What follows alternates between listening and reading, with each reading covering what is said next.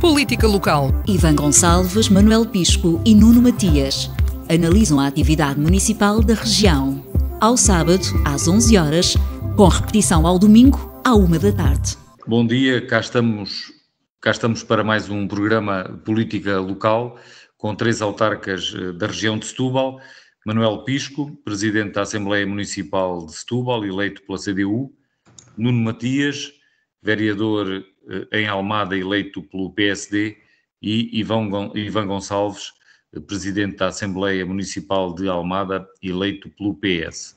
O programa Política Local dedica-se a analisar os principais temas da semana, sobretudo aqueles que têm maior relação com o poder local, com a política autárquica.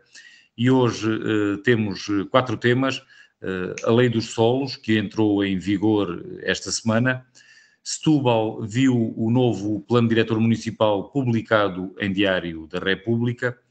A extensão do metro sul do Tejo entrou, ou vai entrar ainda na próxima semana, na fase de participação pública. E temos a situação na Fertagos, que é cada vez mais conhecida da opinião pública, as condições em que as pessoas são forçadas a apanhar o comboio, a tentar apanhar o comboio para se deslocarem para Lisboa. O primeiro destes temas, a Lei dos Solos, entrou em vigor na quarta-feira desta semana. Entrou a versão que o Governo tinha, o Partido Social Democrata e o CDS, que apoiou o Governo, tinham apresentado na Assembleia da República, porque o Partido Socialista pretende fazer alterações, mas essas alterações não foram ainda vertidas nesta primeira versão da lei. Isto porque só serão introduzidas posteriormente. A lei foi para já aprovada e agora vai ser trabalhada na especialidade entre o Governo e o Partido Socialista, para depois, sim, poder ter essas contribuições do Partido Socialista. Nós já discutimos aqui este tema, salvo erro, há 2 semanas. Entretanto, com esta lei também assistimos à primeira demissão no governo do PSD. O secretário de Estado que tutelava a administração local acabou por demitir-se. O secretário de Estado da Administração Local e do Ordenamento do Território, que tinha sido já também presidente da Câmara Municipal de Bragança, Hernani Dias, demitiu-se depois de ter sido notícia que terá criado uma empresa para se dedicar à atividade imobiliária antes da lei ser aprovada, mas quando já estava na calha. Eu começava por Nuno Matias. Nuno Matias, como é que olha para este episódio da demissão do secretário de Estado e depois, relativamente à lei, já aqui discutimos a semana passada, não é necessário repetir os argumentos, mas olhando para aquilo que são os contributos do Partido Socialista, acredita que a lei pode ser uma lei melhor conseguida depois dessas contribuições do Partido Socialista? Bom, bom dia, Francisco, bom dia, Manuel, Ivan e a todos os nossos ouvintes.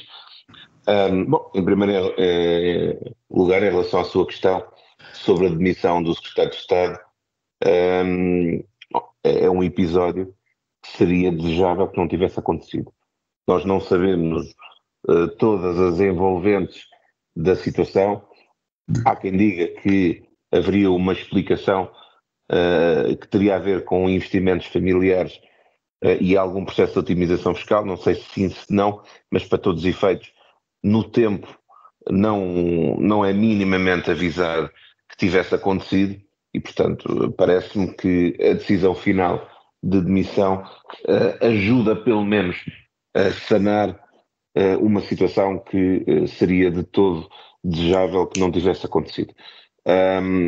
Dito isto, em relação à lei, naturalmente um processo, sobretudo num tempo onde a articulação parlamentar é fundamental nestes processos legislativos, parece-me que anda bem o Governo e ainda bem também neste caso o Partido Socialista, disponibilizar-se para pegar numa intenção legislativa que me parece, como já falámos, positiva, para tentar reforçar alguma capacidade de oferta pública e oferta de habitação para tentar dar resposta a um problema que cada vez mais é sensível. E, portanto, espero que neste processo haja a possibilidade de criar as pontes que ajudem a melhorar a solução final e que ajudem necessariamente a fazer de uma boa ideia ainda uma melhor solução. Ivan Gonçalves, em que medida é que o contributo do Partido Socialista, na sua opinião, pode melhorar esta lei? Partindo do princípio que o Ivan acredita que pode.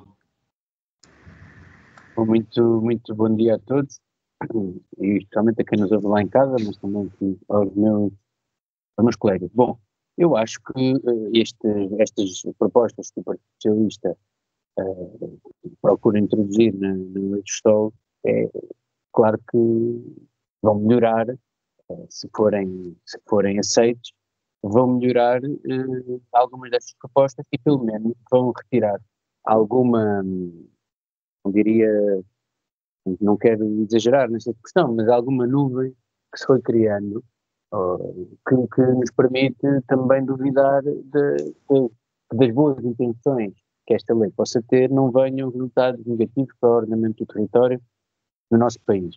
Nós enfrentamos uma crise gravíssima na falta de acesso à habitação, não é nada exclusivo do nosso país, e parece-me francamente que algumas das soluções, já o falámos aqui, algumas das soluções que estavam a ser seguidas pelo anterior governo não deviam ter sido revertidas, estava a fazer com que o mercado desacelerasse por via que arrefecesse por via do aumento da oferta que era disponibilizada no mercado. Este caminho que o governo procura seguir é diferente e tem, obviamente, riscos, porque nós corremos o risco de ver solos que não deveriam ter esse propósito de serem transformados em solos urbanizáveis e que depois causem uma pressão enormíssima nas nossas cidades, para as quais nós depois não temos, enquanto país, capacidade de responder. E, portanto, obviamente os riscos são enormes, até porque sabemos que esta é uma daquelas áreas em que depois do mal estar feito não há muito a fazer. Ou seja, o desordenamento territorial é muito difícil de ser revertido. E temos alguns casos no país onde isso é evidente. E, portanto, diria que estas propostas que estão em cima da mesa são importantes, e era importante que algumas delas pelo menos fossem aceitas, do que percebo o documento entra em vigor ainda sem essas alterações. Enfim, vamos ver o que é que vai acontecer e também a forma como as nossas autarquias vão reagir a esta nova lei, que para já, e até pelo facto, pela forma como o processo com o secretário de Estado e tudo aquilo que se passou e a suspeição que existe relativamente à sua conduta, eu diria que entra em vigor com o pé esquerdo. Temos que estar todos muito atentos àquilo que vão ser os efeitos práticos da aplicação desta lei. O Ivan Gonçalves não aprofundou muito o que são as medidas que o Partido Socialista procura introduzir. O Manuel Pisco, no programa em que falámos aqui deste tema da Lei dos Solos, foi quem entrou mais nos pormenores, designadamente quanto às condições exigidas para que os terrenos possam passar de rústicos a urbanizáveis, designadamente a questão do conceito de valor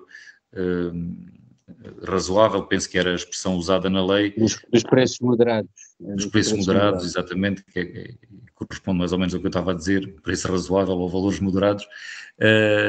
Não fazia uma referência específica ou expressa a habitação acessível ou a preços acessíveis, que era uma expressão que chegou a estar numa outra fase na redação da lei. Manuel Pisco, não sei se... Mas já agora, diga. Antes de passarmos ao Manel, só para dizer o seguinte, é que das propostas do Partido Socialista, há outras duas questões que me parecem muito importantes. Uma delas é adicionar uma camada de fiscalização com o parecer da CCDR antes de alterar a utilização dos solos. E depois, é precisamente para que se possa fazer a avaliação do processo e da forma como a lei funciona, uma das propostas do Partido Socialista seria que esta lei tenha uma limitação da sua vigência, ou melhor, que a sua vigência seja limitada no tempo e que se permita que daqui a algum tempo possa fazer uma reavaliação para perceber se deve manter ou não o regime excepcional e os efeitos que tiver. Não aprofundei muito esta questão na primeira intervenção, ou estas, mas acho que são propostas que eram importantes que fossem aprovadas para melhorar a lei. E esta lei parte de um pressuposto que nós também não temos aqui discutido muito, que é o de que na base também dos preços da habitação estão a falta de terrenos. Eu não sei se isto é aceito por todos, mas, por exemplo, por Manuel Pisco, não sei se reconhece que existem falta de terrenos para construir em muitos municípios. Você acha que essa é uma falsa questão? Não está demonstrado, sabe-se que é uma falsa questão. Eu já digo porque, deixa-me lá dar os bons dias aos companheiros do painel, ao Francisco Rito, a coordenadora, a Ivan e ao Nuno, bom dia a todos, mas não é essa a ilusão da questão. A falta de terreno está demonstrada. Atenção a alguns aspectos que o Ivan também referiu e que são os aspectos essenciais. Está a demonstrar que não há falta de terrenos. Há a necessidade de consolidar os terrenos urbanizáveis que estão expectantes para consolidar a malha urbana. Isso tem que ver, nomeadamente, já com o que há necessidade, o que era bom, ou seja, confundimos um desejo com a realidade. O que era bom era que os terrenos fossem mais baratos, que não tivessem a preços especulativos. Mas isso tanto acontece com aqueles que já estão dentro da malha urbana, onde é possível urbanizar, construir, não é, casas, como vai acontecer necessariamente alastrar a mancha em mancha de óleo às áreas que não são agora permitida a construção, com esta vai alastrar a especulação dos preços, porque rapidamente os preços dos terrenos que agora são áreas agrícolas ou ecológicas vão disparar para os preços iguais aos que estão contíguos às cidades ou na área construível. Não há a mínima dúvida disso. Ainda por cima, esta lei tem já uma coisa, eu estou um bocado espantado com a fragilidade da posição do Partido Socialista, já não é do governo do PSD. Fatalmente esta lei fica carimbada como a lei Hernani Dias, não é? Vai ser a lei Hernani, quando se sabe que inusitadamente, em pouco tempo, já o disse na outra semana passada, quando a Associação dos Proprietários, quando quem pegou no tema mais cedo foi Isaltino de Moraes. O Isaltino, que tem uma zona densamente urbana lá no Concelho de Oeiras, não é? Começou a falar o que é preciso é que haja mais terrenos, para baixar os preços. A seguir vem a Associação de Proprietários e rapidamente, em poucas semanas, veio o governo com esta lei. E ao mesmo tempo vê-se a saber, uma semana depois, ou o que é, que o Secretário de Estado que estava a preparar esta lei estava a constituir empresas de mobiliário, compra e venda de coisas. Isto fica tudo à vista, não é? Aquilo que era um risco passou a ser quase um indício evidente de que há intenção de caminhar nesta senda da especulação.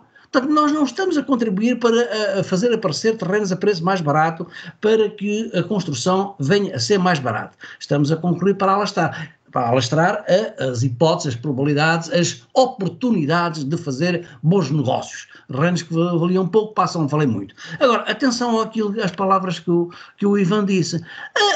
Os regimes jurídicos dos instrumentos de gestão territorial não se mudam de 3 em 3 anos, nós não vamos fazer uma fase experimental, 4 ou 5 anos, e depois voltamos atrás. Não se volta atrás. Depois as coisas levam um curso.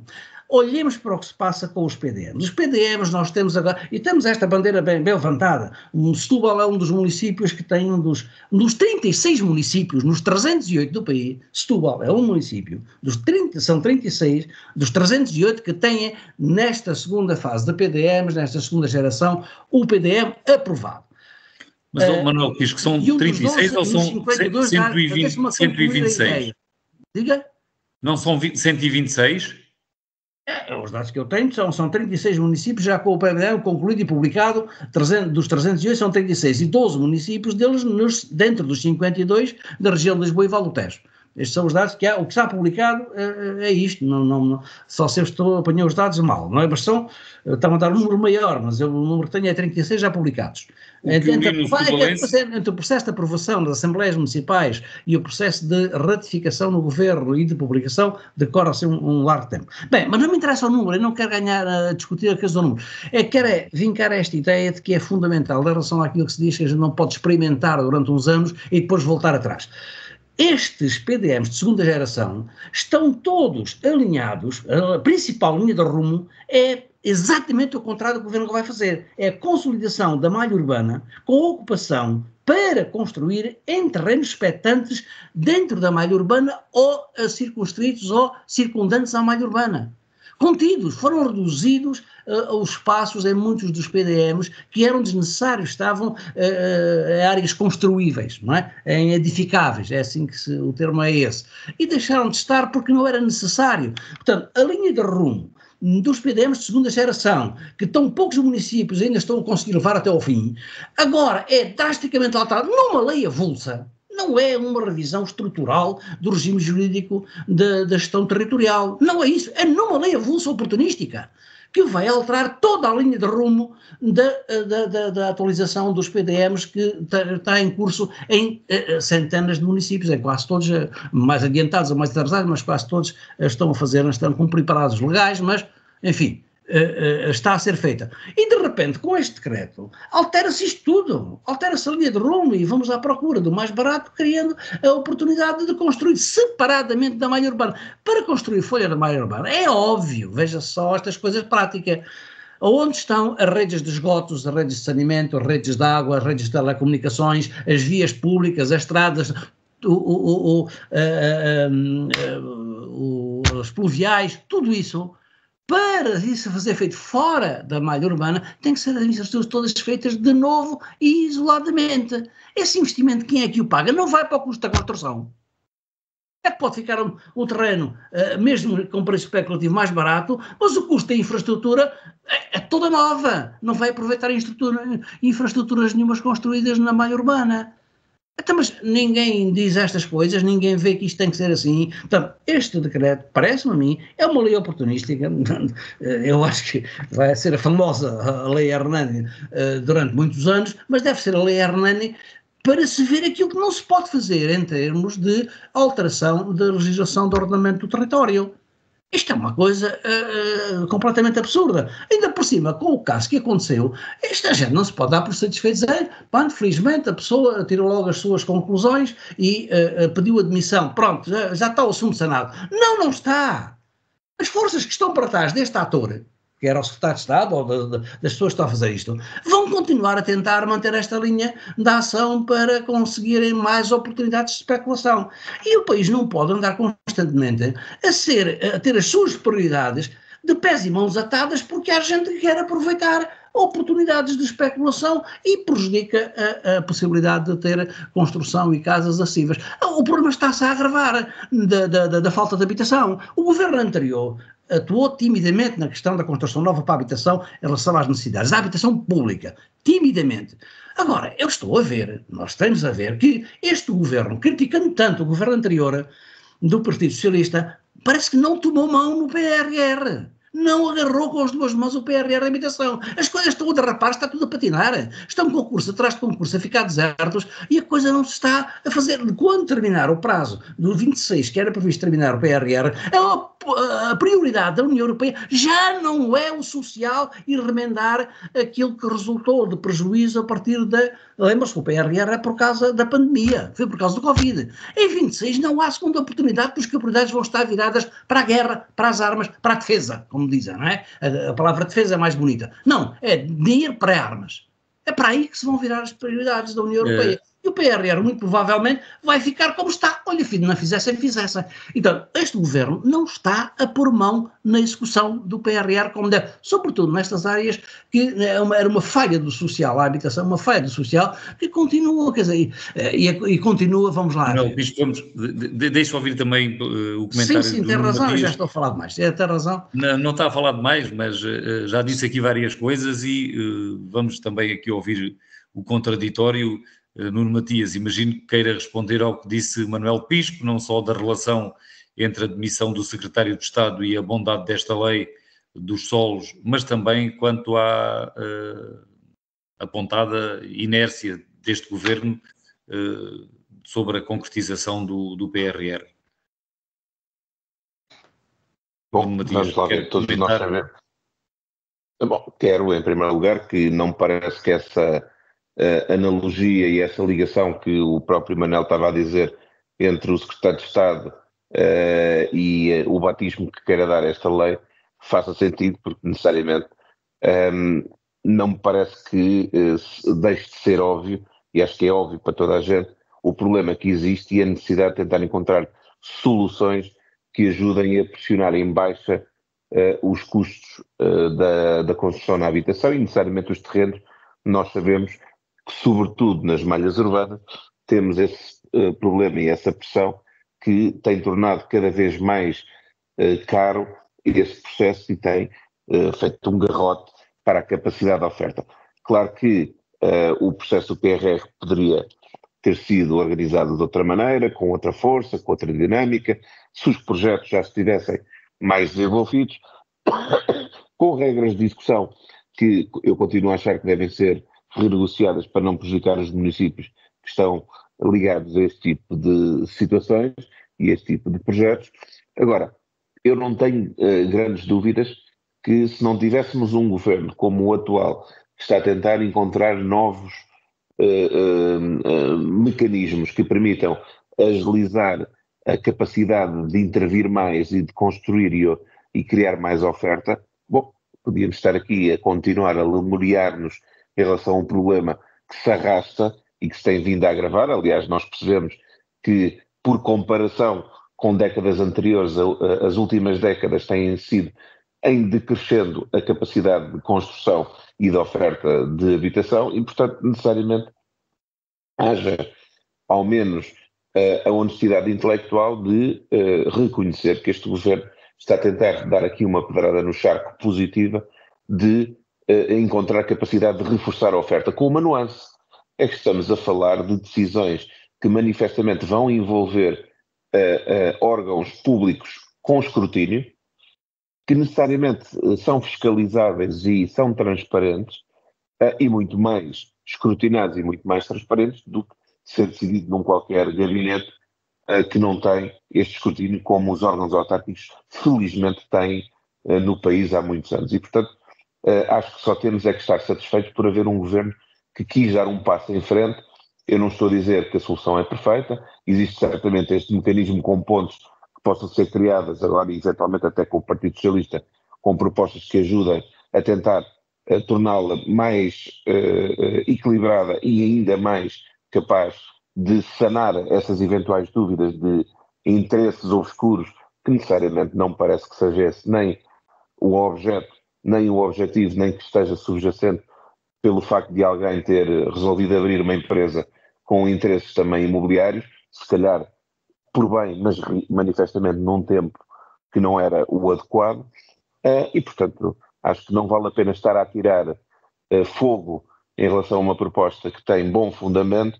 Vale a pena saudar que vai passar sempre por decisões autárquicas e nesse sentido são decisões escrutinadas e que só nos deve deixar satisfeitos porque dá mais transparência a estes processos. Esta lei dos solos realmente dá aos autarcas essa prerrogativa de terem um papel determinante na mudança de classificação dos solos, mas entrávamos no... Desculpe lá, não dá nada, isso sempre foi assim. A única instância que pode alterar a classificação do uso do solo é as câmaras. Não acrescenta nada, na verdade nenhum, sempre foi assim. E isso não é nada. Portanto, quando aparecer uma inspeção, como está, olha, agora está a ser publicado que 90 e tal % das câmaras que alteraram o uso do solo havia irregularidades. Acabou de ser anunciado isso. Certo, eu estou a dizer, não é solução Manuel, para nada, nós já sabemos que as coisas que... já dependia das câmaras municipais, eram os municípios, mas os municípios não podiam era mudar a classificação do solo quando a lei não o permitia. Agora a lei abre a porta a essa possibilidade de mudança. Pois é isso mesmo, são os municípios à mesma, portanto não venham cá agora a dizer que temos aí uma malha anti-asneira, se quisermos, porque a corrupção não sempre é aproveitada por quem toma as decisões administrativas. Quem toma as decisões administrativas muitas vezes está numa circunstância a que a mão é forçada, é-lhe forçada a mão a tomar, mas os aproveitadores são outros. Essa conversa é muito é bem intencionada, digamos assim, mas não é assim que as coisas passam na realidade, não é? Eu ia destacar a relação, o que o Manuel Pisco também já aqui aflorou, desta lei com o trabalho de revisão dos planos diretores municipais, que está em curso em mais de metade das autarquias ainda no país. Já vamos falar sobre esses números no segundo tema que temos aqui, que o Plano Diretor Municipal de Setúbal, que foi publicado em Diário da República, mas esta lei da alteração dos solos vem entrar em vigor numa altura em que muitas autarquias estão ainda a braços com a revisão dos planos diretores municipais. É uma lei que tem um impacto no planeamento municipal, e basta olhar, por exemplo, para o caso de Palmela, que já concluiu, em termos dos órgãos municipais, a Assembleia Municipal já aprovou a proposta de revisão do PDM, aguarda agora a ratificação em Conselho de Ministros, e houve até alguma polémica, porque o Plano Diretor Municipal de Palmela contém, para não dizer que reduz, porque em alguns casos reduz mesmo, os perímetros urbanos de algumas localidades do concelho, ao ponto de ter havido alguma contestação de alguns proprietários que tinham expectativas ou cujos terrenos já estiveram perto de poderem ser urbanizáveis, ou até com urbanizações em curso, e há efetivamente e objetivamente, no caso de Palmela, uma redução do perímetro urbano em algumas zonas urbanas. E esta lei agora vem precisamente em sentido completamente contrário. Que efeitos terá isto num plano diretor municipal que está apenas já só à espera de ratificação? Como é que é possível planear as coisas a 10 anos, que é o horizonte temporal de um plano diretor municipal, e na fase final de elaboração alterarem-se as coisas desta maneira? Há pouco o Manuel Pisco já tinha aflorado isto. Ivan Gonçalves, não sei se quer fazer algum comentário, e também queria aproveitar para dizer, quanto ao que estávamos aqui há pouco a colocar em dúvida sobre o ritmo a que os municípios estão a conseguir rever os seus PDMs, eu já confirmei que foi o próprio Presidente da Câmara Municipal de Setúbal que o disse. Estão publicados em Diário da República 126 municípios dos 278 do território continental. Portanto, menos de metade, mas aproxima-se de metade. Não são os 36 que o Manuel Pisco há pouco falava. São 126.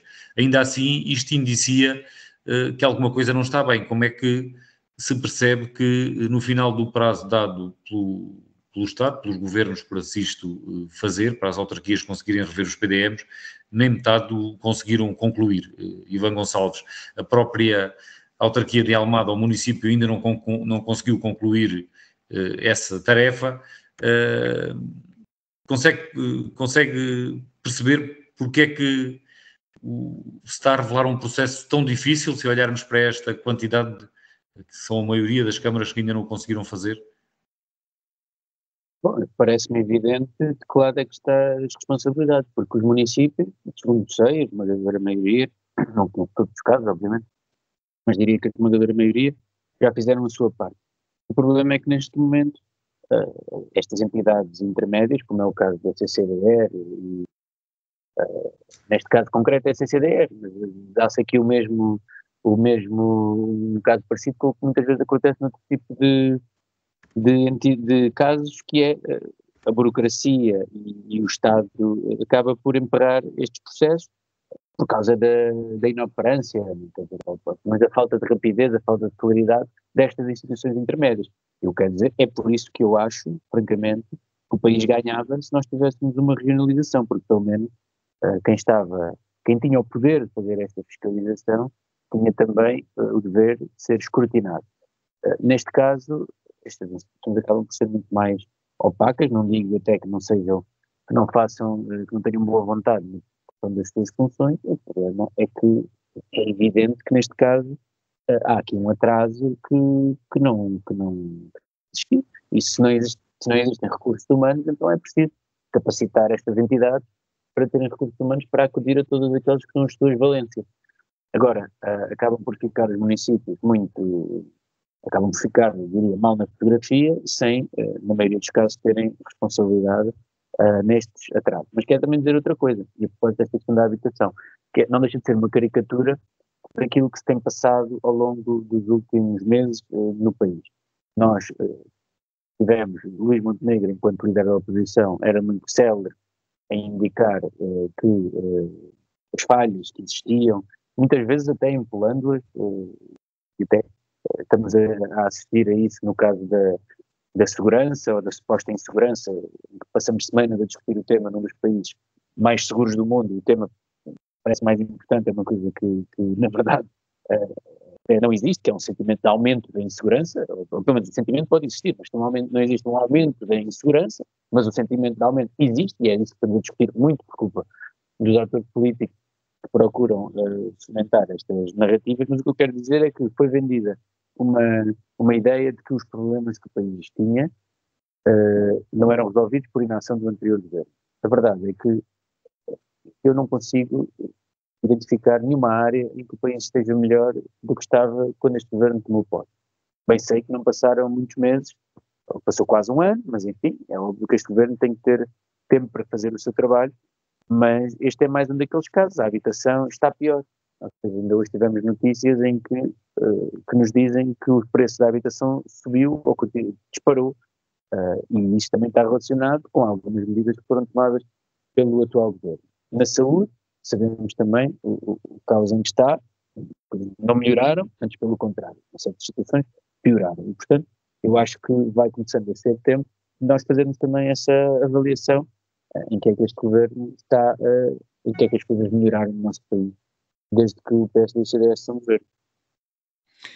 Esses são outros temas, embora não exista nenhum tipo de problema em os podermos aqui aflorar, mas fogem aqui um pouco do que estávamos a discutir do plano diretor municipal de Setúbal, que foi dos 126 que já foram publicados em Diário da República e já entraram em vigor. Nuno Matias, passava agora por si. Eu estava a falar, desculpe, eu estava a falar ainda da questão da habitação. Da habitação que falámos anteriormente, sim. Sobre o PDM não há muito para dizer. Eu acho que parabéns ao município de Setúbal, porque finalmente conseguiu passar este processo. Eu tenho a ideia que já estava em revisão desde 2004 ou 2005, não penso que saberá melhor, eu tenho a ideia que é 2004. Enfim, o que eu gostava era que a Almada, que também tem o seu PDM a ser revisto desde 2008, pudesse também passar ou superar este calvário. Portanto, acho que aqui o Estado também tem o Governo e essas entidades têm alguma responsabilidade em fazer os processos serem mais céleres. Eu ia passar agora por Nuno Matias também para perguntar se por acaso consegue entender a que é que se deve toda esta demora, não só no caso da Almada, mas da maioria das autarquias, se é mesmo a questão do calvário burocrático, para depois ir então ao Manuel Pisco, porque também aí queria perguntar-lhe mais algumas coisas relativamente à substância do PDM da Almada, de Setúbal. Nuno Matias. Não, eu não tenho dúvidas que há aqui um processo que ainda alguém haverá de explicar a necessidade de tanta burocracia e de tantos procedimentos e pronunciamentos de entidades a partir do qual só aí haverá condições de se avançar com o procedimento e com a publicação e com a formalização do novo PDM dos municípios.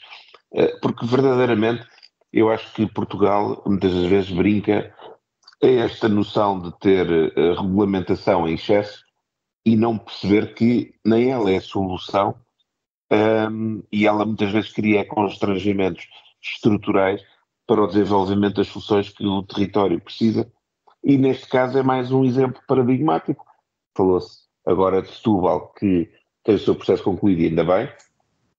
Temos o caso da Almada, que desde 2008 andamos a marinar na maionese deste processo. Claro que pode-se dizer que os municípios também podem ser mais céleres a desenvolver algum do trabalho. Não há dúvida, podem. e a Almada também teve alguns desses constrangimentos ao longo deste tempo, desde 2008. Mas o que é verdade é que depois não se entende, havendo um conjunto de balizas para a definição e para os instrumentos que compõem os diversos items do próprio Plano Diretor Municipal, que depois desse trabalho feito, que necessariamente tem que cumprir as regras, não existe aqui uma validação célere e haja assim um pronunciamento que arrasta estes processos e que não beneficia aquilo que é um desenvolvimento do território, que ao fim dos anos, todos que levam estes processos, necessariamente quase que tínhamos que dizer, não, temos que voltar atrás, perdoem-me a expressão, a correr e a saltar, porque necessariamente passaram-se 18, 20 anos, 15 anos, 13 anos, se calhar o trabalho iniciado em parte já terá que ser revisto. Isso não faz sentido e é estarmos necessariamente a criar aqui um garrote para os processos de organização, de definição de regras e de desenvolvimento dos territórios. Manuel Pisco, sem prejuízo também de comentar a forma, porque Setúbal algum mérito terá para estar no pelotão da frente dos municípios que conseguiram concluir este complexo processo, até porque o Concelho de Setúbal não é dos mais fáceis, com certeza, nestas matérias, tem um parque natural da Serra da Arrábida, tem também a Reserva Natural do Estuário do Sado, portanto zonas sensíveis que certamente acrescentam um grau de dificuldade ao processo, com mais condicionantes, naturalmente. Como dizia, independentemente do mérito que existirá no processo, chegar ao bom porto, sobre a substância do plano diretor municipal, o Manuel Pisco conhece com certeza bem, não só pelas funções que desempenha agora, mas pelas funções executivas que desempenhou ainda quando o processo de revisão já tinha sido iniciado. Há alguma coisa que queira destacar deste plano diretor municipal em Setúbal? Sim. O que há a destacar, e com isto faço ou tento fazer uma explicação àquela questão da burocracia e do regulamentarismo que é preciso deitar abaixo e que ninguém compreende, que o Nuno estava a colocar e muito bem, mas só para explicar, sabe porque é que isto acontece? Por causa destas leis avulsas. Porque não é a primeira vez que se faz isto. Isto é uma tática recorrente. Quando há os documentos de enquadramento da gestão territorial e do ordenamento do território nos vários níveis, a nível regional, a nível setorial, dos planos de orla costeira, dos planos de proteção ambiental, dos planos de ordenamento regional, porque eles estão regionalizados, depois tudo vai convergindo para o vértice, porque também não há tal nível de regionalização, tudo vai ao governo e aos serviços do governo, aos serviços centrais que estão no terreno do passo, digamos assim. E essa burocracia que estão longe, muito longe do terreno, se não têm problemas que não lhes afeta, não lhes dói o dente, não têm que ir ao dentista, quem tem que ir ao dentista são os municípios e são os construtores e são os proprietários e é quem quer construir que está cá em baixo. Esta pirâmide de burocracia toda concentrada no centro, no topo da pirâmide do Estado, é que leva a esta incapacidade de planear. Depois, pelo caminho, vê-se em conta a alteração dos planos de ordenamento do território e da gestão territorial dos regimes jurídicos. A certa altura mete-se um decreto avulso, como se está a meter agora, precisamente como se está a meter agora, que vão levar a esta pergunta. Os municípios que fizeram os PDMs de segunda geração, que acabam de estar publicados, sejam muitos ou sejam mais ou menos, mas estão a publicá-los. Veem todo o trabalho que fizeram. O caso de Palmela é paradigmático, não é? O caso de Setúbal também é, porque também restringiu os terrenos que estavam disponíveis, urbanizáveis, e também restringiu a sua área de urbanização, e agora vem uma lei que diz que pode alargar. Mas quem é que se governa no meio disto? Mas não é isto que causa um regulamentarismo absolutamente incoerente, que não dá para gerir com planeamento, seja aquilo que for, nem não digo a longo prazo, nem a médio prazo. Esta instabilidade na legislação regulamentadora e de enquadramento daquilo que é a ação, as competências de cada nível de intervenção da administração pública, esta falta de estabilidade leva ao regulamentarismo excessivo e a esta burocracia que não deixa fazer nada, até pioras. O nosso país tem este problema, mas esta lei avulsa não é a primeira vez que se faz, já se fez noutras ocasiões a propósito da alteração dos regimes jurídicos de gestão territorial. Depois vem um governo, agora vamos rever os planos regionais todos, agora vamos rever os planos de enquadramento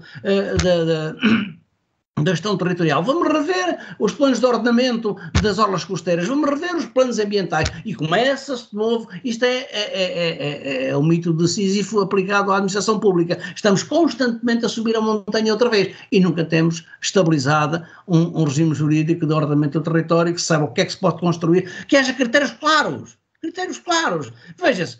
Mudou-se 180 graus, era preciso consolidar a malha urbana, era a orientação dos PDMs. Todos os outros que estão em processo de PDM, as câmaras que estão, dizem, mas para quê? Até agora alteraram o critério e agora é tudo ao contrário, mas estamos a trabalhar num sentido e agora vem-nos dizer que funciona no outro. Vamos alargar e vamos ter terrenos agrícolas a poder construir, terrenos da área de reserva ecológica a poder construir, até mas estamos a trabalhar para quê? E é este tipo de legislação, avulsa e oportunística, é que faz a burocracia. A semente da burocracia está aqui. Enquanto os governantes não entenderem isto, e os partidos que apoiam os governos que estão a governar não entenderem isto, é por isso que eu dizia há pouco que a posição do Partido Socialista parece muito mole, nesta maneira, muito mole. Vai deixar alterar isto conforme o governo quer? Atenção, este regime de ordenamento que enquadra os PDMs vem de 2015, não é? Vem de 2015, lembra-se de que ano era, não é? Foi o ano na altura dos apertos das troicas, 13, 14, 15 tal. Estávamos no ano em que tínhamos o exterior, não é? Tínhamos o exterior, o FMI a dar as orientações para as nossas governações, e houve aqui necessidade por ordem numa série de setores, este era um deles, não é? Para parar a especulação e para consolidar a malha urbana. Agora, de repente vê uma lei avulsa e diz que pode ser tudo ao contrário. Mas o que é? Ponham-se no papel dos municípios que estão a acabar, estão à espera da revisão ou da ratificação em Conselho de Ministros, que estão à espera da publicação, e ponham-se no papel dos técnicos todos e de toda a tecnoestrutura das câmaras que trabalhou nestes PDMs. Então, mas vamos agora fazer o quê? Mas isto agora é o contrário. Então, para que é que estamos a trabalhar? Isto é que é a semente da burocracia inultrapassável. É alterar constantemente e não haver nenhuma consolidação de instrumentos de ordenamento e de organização das funções, das competências e dos instrumentos de gestão. Agora, aqui neste caso é a questão do território. Mas é este o problema, quer dizer... Reparem nisto, o que eu estou a dizer é que aqueles que vêm dizer, que vêm fazer uma intervenção salvadora da burocracia, estão a gerar uma nova onda de burocracia. Percebem? É que agora deve voltar tudo atrás. E as câmaras daqui em frente, que ainda não acabaram a revisão, vão agora fazê-lo num sentido completamente diferente. Manuel, isto é tudo atrás. Se não se entender isto, bem, então podemos andar a queixar que os outros que vieram antes de nós é que fizeram a burocracia e nós estamos a querer salvar e simplificar as coisas. Mas isto tem que haver coerência e tem que haver uma racionalidade nas ações de planeamento, de enquadramento, e depois é a tal história, quer dizer, no fundo disto, como é que isto se podia mitigar? Pronto, era aquilo que eu dizia no princípio desta conversa, desta parte de intervenção. Não tinha que ser tudo afunilado no cimo da pirâmide, no terreiro do passo. Tem que haver a instância intermédia com as competências de planeamento que deviam estar nas regiões administrativas e que não sequer estão nas CCDRs, porque as CCDRs não têm competência própria.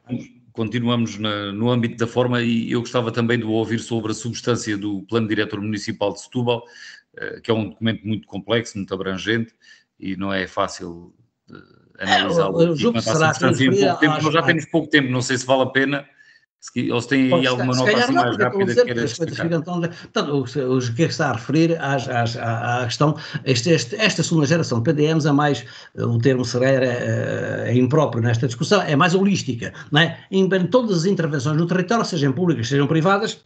E isso nós podemos daí deduzir e podemos elencar um conjunto enorme de investimentos possíveis e que já têm até algumas indicações dadas para se concretizarem, que modificam a prazo completamente o território. Mas podem acontecer, podem não acontecer, não é? Portanto, mas enquadra já uma quantidade de intervenções que não são de natureza meramente administrativa de gestão do território.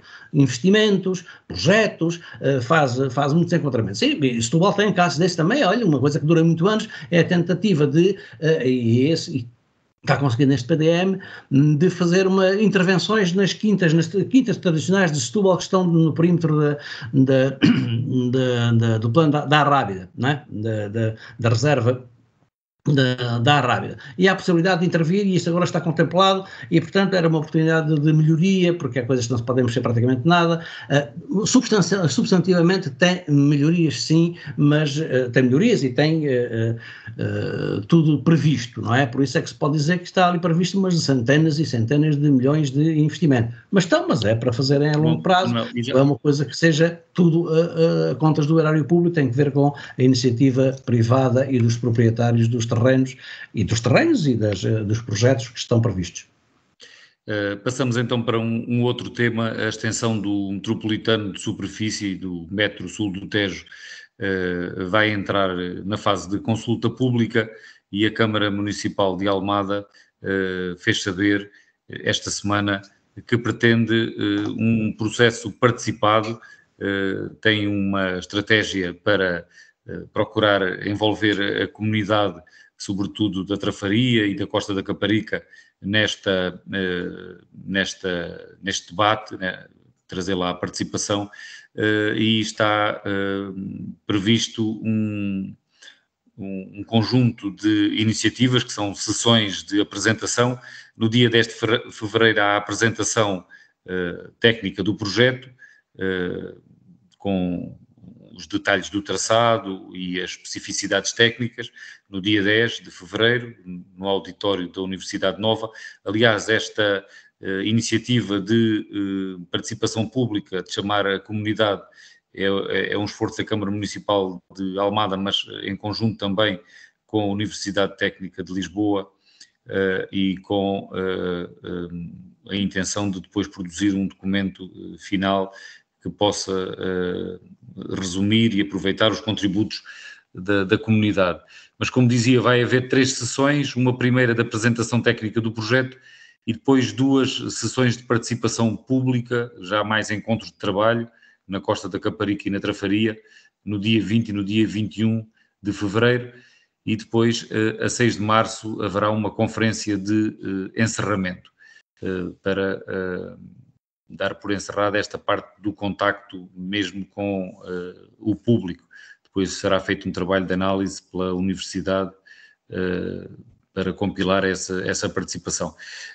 Ivan Gonçalves, o que é que lhe apetece dizer sobre esta iniciativa e este calendário, esta forma como está montada esta participação pública? O que é que diz? Bom, eu acho que antes de mais é preciso ressalvar que o projeto está em andamento, isto foi um compromisso do atual município e, mais do que isso, foi um compromisso que foi assumido pelo anterior Primeiro-Ministro, no sentido de levar o método, o anterior Primeiro-Ministro António Costa, foi no sentido de levar o método do Tejo até à Costa de Caparica. Obviamente também sabemos que este tipo de obra não se faz de um momento para o outro e, portanto, é necessário proceder a todos estes estudos, são fundamentais para a execução do processo. Todos nós gostaríamos que fosse mais célere, que já estivesse feito, mas, enfim, temos a expectativa de que seja o mais rapidamente possível.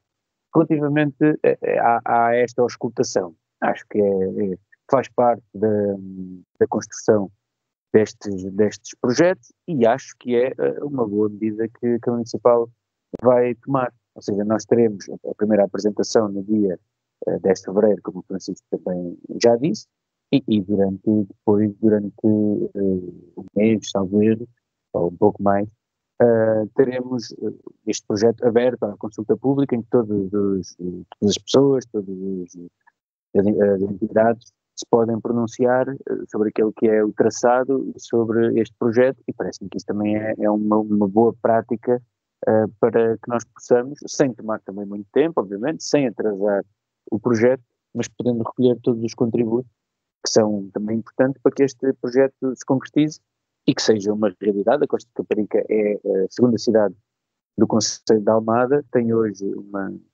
tem uma dinâmica muito forte que vai muito para além daquele período estival a que nós tivemos, pelas suas praias, que são as melhores praias da área urbana de Lisboa, e, portanto, aquilo que esperamos é que possa ter um transporte condizente com aquilo que pretende que seja a Costa de Caparica no futuro. Nuno Matias, como é que avalia esta forma de promover a participação pública parece-lhe adequada, não é excessiva? Estamos a falar de 4 sessões públicas, aparentemente de alguma envergadura, o envolvimento de muitas entidades, desde 10 de fevereiro até 6 de março. Justifica-se todo este esforço, esta envergadura desta iniciativa, ou será, deixe-me introduzir aqui uma provocaçãozinha, ou será uma forma de pôr o projeto no terreno antes das eleições autárquicas, porque a obra só vai começar depois?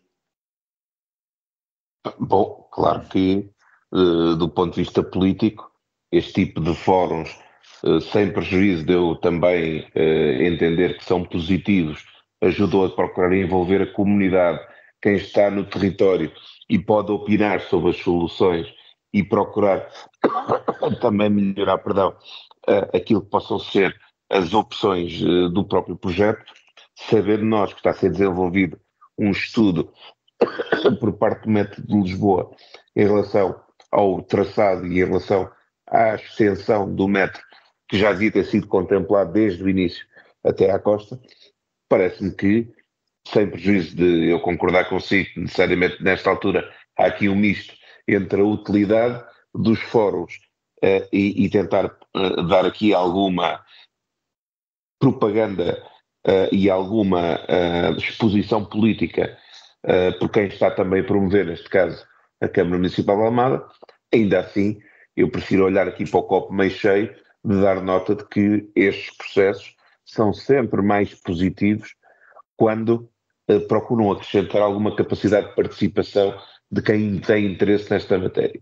E, portanto, aquilo que espero é que não se transforme isto num ato pirotécnico de comunicação e que seja efetivamente aproveitado para tentar chamar mais participação e, com isso, possa acrescentar capacidade para a solução que vier a ser apresentada no final pelo estudo que está a ser desenvolvido pelo Metro de Lisboa e, portanto, sem prejuízo de sabermos o tempo político que estamos a viver, vamos nos concentrar naquilo que, apesar de tudo, é a utilidade de um projeto que eu acho que é transversal e reconhecido por todos enquanto tal e que acho que une todos os almadenses no interesse de ter uma rede de transportes públicos mais resiliente, que chegue mais perto das pessoas, que possa criar aqui uma oferta diferenciada e estruturada e que com isto possa acrescentar razões para que o transporte público seja mais procurado. Manuel Pisco, quer fazer algum comentário, embora isto seja uma coisa mais de Almada, mas também como observador? Não é, desculpe lá, mas não é. Isso é uma coisa da gestão municipal e da ação municipal que deve ser obrigatória. O Setúbal tem uma larga experiência com isso. O Setúbal até tem, nestes 5 mandatos de consulado CDU, um lema para o município que adotou, que é Setúbal Município Participado.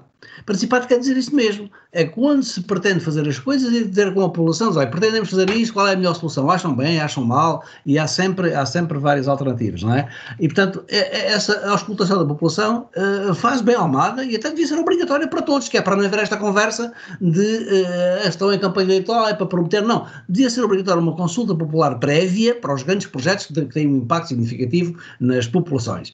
Era obrigatório ouvir, há coisas menores que vão à consulta pública, estão 30 dias, estão 60 dias, qualquer regulamentozinho menor tem uma consulta pública obrigatória, mas depois não se dá impacto político nenhum, fica a consulta, ninguém vê aquilo, ou só algum especialista é que vai ver, mas não, devia ser o próprio Executivo Municipal e ter com a população, organizar estas sessões de debate e apresentação de qual é a intenção ou a pretensão e depois ouvir as opiniões das pessoas e tal, e divulgar isso com antecedência que é para as pessoas saberem. Devia ser regra, mas isto tem os dois lados da moeda, tem este lado que era esta obrigação de fazer uma participação mais democrática para que as pessoas não sejam apanhadas de surpresa, mas depois também tem o reverso da medalha, e o reverso da medalha é que uma parte desses projetos de impacto não dependem só das câmaras, dependem do governo, dependem de outras instâncias e depois, mas foram as câmaras que deram, ou as câmaras, ou os executivos quando fazem, como a Almada vai fazer, dão a cara, mas depois têm que responder pela não execução.